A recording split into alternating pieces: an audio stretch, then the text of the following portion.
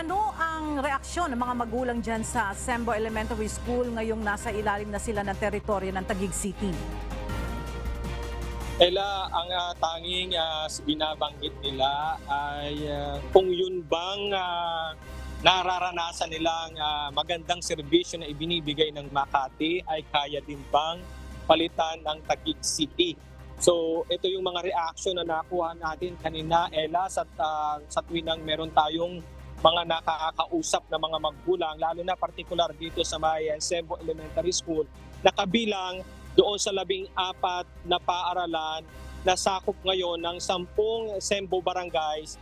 Dito yan sa may bahagi ng boundary ng Makati at Taguig. At Ella, nagpahayag na nga ng pagsasalungat ang Makati City sa sapilitan umano nga pagtatangka ng Taguig City na kunin ang mga gusali ng pampublikong paaralan na matatagpuan sa mga barangay na naapektuhan ng desisyon ng Korte Suprema ukol sa alitan sa hangganan ng dalawang lungsod. Sa isang pahayag, Ella, sinabi ni Makati City Administrator Claro Certeza na kinukundina na ng lungsod ang kilos ng Taguig.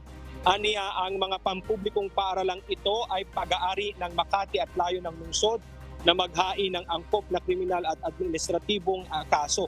Noong Biyernes, Ella, August 11 ng gabi hanggang Sabado, ang mga enforcer mula sa Taguig City Public Safety Department ay nagtangka umanong sa pilitang kunin na pag-aari ng ilang pampublikong paaralan sa mga barangay na walang anumang legal na dokumento. Dito binigyang diin ni Certeza na ang mga pampublikong paaralan ay binabayaran ng lungsod ng Makati at ang desisyon ng Korte Suprema ay kaugnay lamang sa alitan sa hangganan. Dismayado naman ang ilang mga magulang sa Sembo Elementary School sa naging sitwasyon ng paaralang pinapasukan ng kanilang mga anak. Narito, Ella, pakinggan natin ang naging pahayag ng ilan sa mga magulang na ating nakausap kanina. Sana kung matapatan niya yun, di okay lang naman. Kung madagdagan pa niya ng another service, di okay lang. Wala kami magagawa kasi ayun naman sabi, na ng Supreme Court eh. Kung tutusin mas ako sa Makati.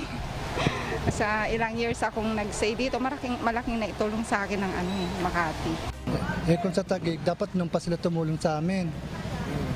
Kung kailangan ng may panang nakukunin, parang parang nakakapanggigil. Yan lang ko lang. Pero ang gusto ko pala Makati pa rin. Ella, kabilang sa 14 na pampublikong paaralan na matatagpuan sa mga apektadong barangay sa Distrito 2 ay ang Fort Bonifacio Elementary School, Sembo Elementary School, South Sembo Elementary School, Itogo Elementary School, East Trembo Elementary School, Rizal Elementary School, Comembo Elementary School, West Trembo Elementary School, Pembo Elementary School, Makati Science High School, Benigno Ninoy S. Aquino High School, Tinabagan High School, Fort Bonifacio High School at Pitogo High School. Nakahanda umano elang makipag-usap ang Makati LGU sa Taguig para sa maayos na turnover, pero dahil umano sa ipinakitang agresibong kilos at naipakita ng Taguig, plano nilang magsampa ng demanda laban dito. Welta naman, Ella, ng Taguig LGU, pawang kasinungalingan at panliling lang ang pahayag ng Makati LGU. Hawak umano nila ang memorandum order mula sa Department of Education na kung saan ilipat na at ang supervision ng Schools Division ng Taguig ang nasabing mga eskwelahan. At habang wala pang full turnover, ang Regional Payroll Services Unit ng DepEd ang magpapasahod sa mga apektadong empleyado. At Ella, nandito nga tayo ngayon sa Taguig City Hall para kunin pa rin natin ang personal na pahayag ang mga opisyalis, gayon din ang alkalde ng naturang lungsod hinggil sa mga akusasyong ito ng Makati LGU. At later on din, Ella, kukunin din natin ang kabilang panig naman ng Makati City LGU. Ella. Alan, yung 14 na eskwelahan na hawak dati ng Makati at ngayon ay nasa Taguig City na, yun ba ay papalitan ng mga pangalan nila? Ella, wala pang deklarasyon at impormasyon na nakukuha tayo hinggil doon, pero kaugnay niyan, Ella, maaari din natin i-follow up din sa pagpunta ngayon natin dito sa City Hall. Maaari nating makuha na ng pahayag ang alkalde, ganyan din ang public information ng dalawang lungsod.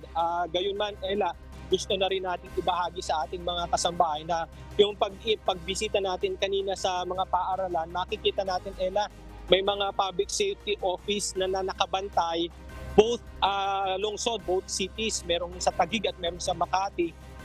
Dangan lamang ang experience natin kanina, Ella, pagpasok natin o pagtangka natin pagpasok sa paaralan, pinagbawalan tayo dahil marami pa raw dapat ayusin at pag-usapan ang ilang opisyal na nasa paaralan naman na sakop nitong EMPO Barangays. Ella.